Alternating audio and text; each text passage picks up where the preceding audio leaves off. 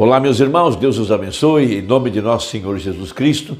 É um grande privilégio para mim estar aqui para compartilhar algo da palavra de Deus, e eu quero nesta feita comentar os parágrafos da mensagem Ao Nascer do Sol, ligada com Apocalipse capítulo 5. Este é o tempo em que o poder vivificador que ressuscitou a Jesus Cristo tem vindo sobre a verdadeira igreja, porquanto o nosso parente redentor, Senhor Jesus Cristo, tem tomado o livro da redenção, que foi o título de propriedade que Adão perdeu em Gênesis, e ele desce à terra para reclamar os seus direitos de redenção.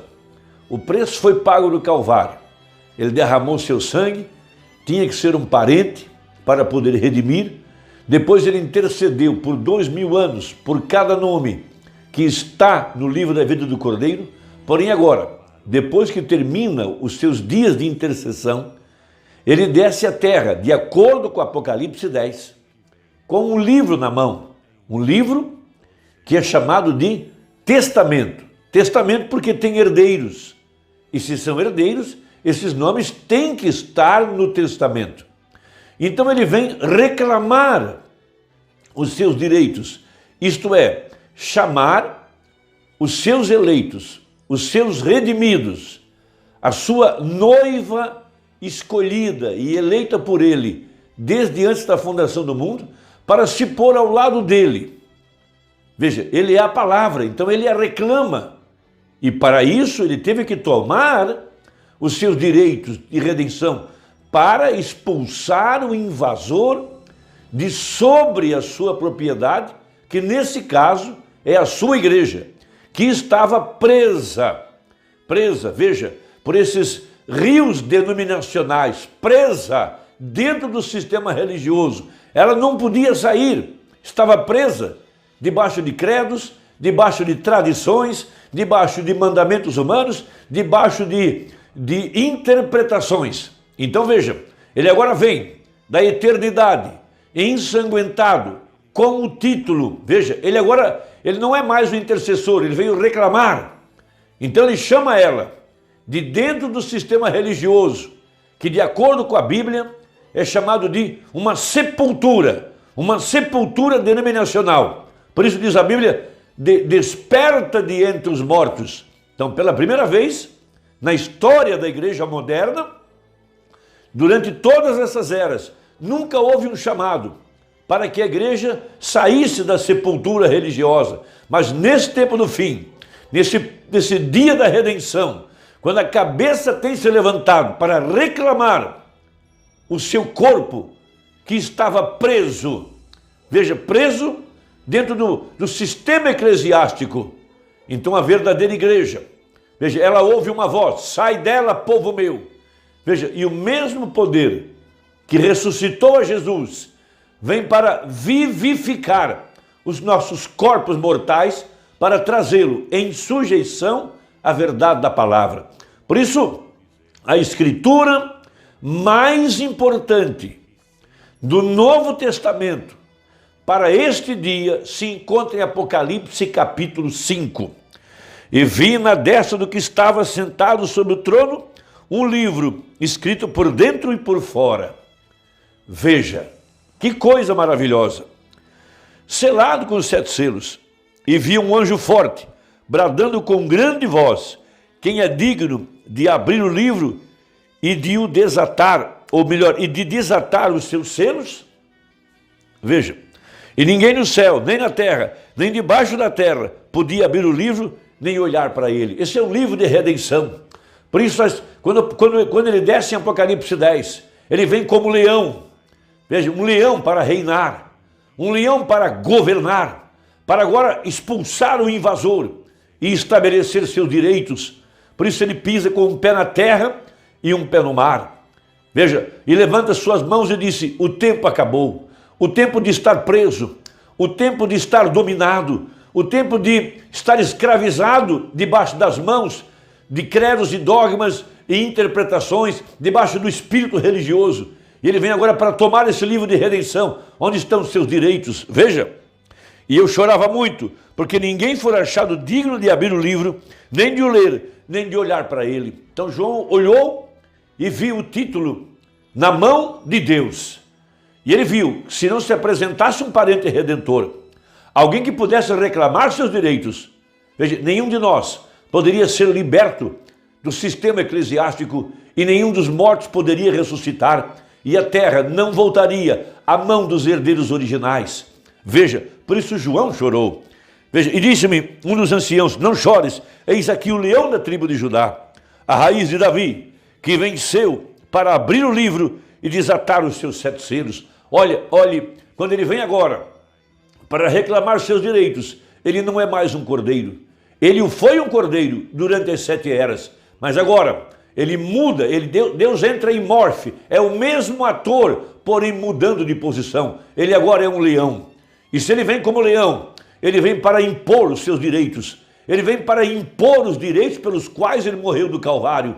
E esses direitos, primeiro, chamar o seu povo para se pôr do lado dele. Veja, a igreja agora tem acesso ao pilar de fogo, tem acesso à revelação da palavra, tem acesso à árvore da vida, porque ela é chamada por ele. Veja, ela é reclamada e ele vem para ordenar Satanás a tirar as suas mãos imundas de sobre a propriedade do Deus Altíssimo. E olhei, e eis que estava no meio do trono e dos 4 animais viventes, e entre os anciãos um cordeiro, veja, como havendo sido morto, e tinha 7 pontas e 7 olhos, que são os 7 Espíritos de Deus enviados a toda a terra. Veja, 7 vozes, foram 7 mensageiros, foram 7 Espíritos, 7 pontas, esses homens que eram a continuidade da obra de Jesus Cristo aqui na terra. Veja, 7 pontas, porque vieram defender os direitos do Cordeiro. 7 olhos, porque podiam captar a profecia para o seu dia. Veja, esses líderes, essas 7 vozes, veja, que continham o mistério dos 7 trovões. Veja, para revelar agora quem são os herdeiros, quem são os dignatários, quem são aqueles pelos quais ele intercedeu, quem são aqueles sobre os quais ele tem direito e que Satanás não pode mais segurá-los, Satanás não pode mais dominá-los, Satanás não pode mais enganá-los. Veja, os eleitos de todas as eras. Veja, então veja, a escritura mais importante. E veio e tomou o livro da destra do que estava sentado no trono. Veja, esse é Jesus Cristo, o leão da tribo de Judá. O leão tem rugido, o leão tem vindo agora para dominar. Veja, ele é herdeiro, ele conquistou os seus direitos na cruz do Calvário. Ele passou por todas as investigações de Apocalipse 5 e foi declarado como digno. E ele vem agora sobre a semente eleita, essa que vem predestinada, esse eleito que tem seu nome no livro da vida do Cordeiro. E ele vem para vivificar esse eleito. E como ele o faz? Pelo poder de sua palavra.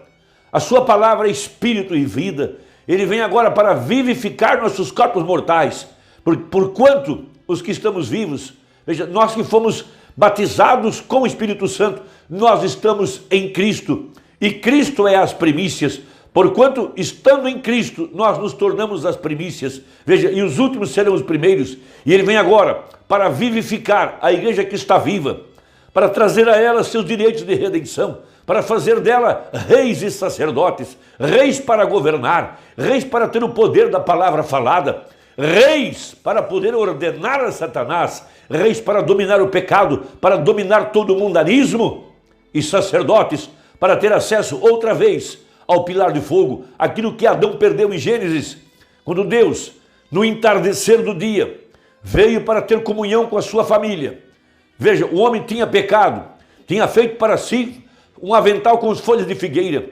E quando ele ouviu a voz de Deus, ele teve que se esconder. Veja, porque folhas de figueira não possuem sangue, não têm poder de redenção, não puderam estar em comunhão, não puderam estar na presença do pilar de fogo. Mas quando o nosso parente redentor toma seus direitos de redenção, veja, ele traz a redenção para dentro do seu corpo, que é a igreja. Ele a santifica pelo poder do seu sangue, dá a ela o Espírito Santo. Então a igreja agora tem direitos, veja, direitos a acesso ao pilar de fogo, que está além do véu. Ela pode agora entrar em comunhão, ela pode agora contemplar e não morrer, ela pode agora ter acesso ao maná escondido, ter acesso ao poder vivificador que reverdeceu a vara de Arão, ter acesso agora ao sangue da redenção, ter acesso à palavra, veja, a palavra dentro da arca, mas agora a palavra está sendo escrita nas tábuas de carne de nosso coração.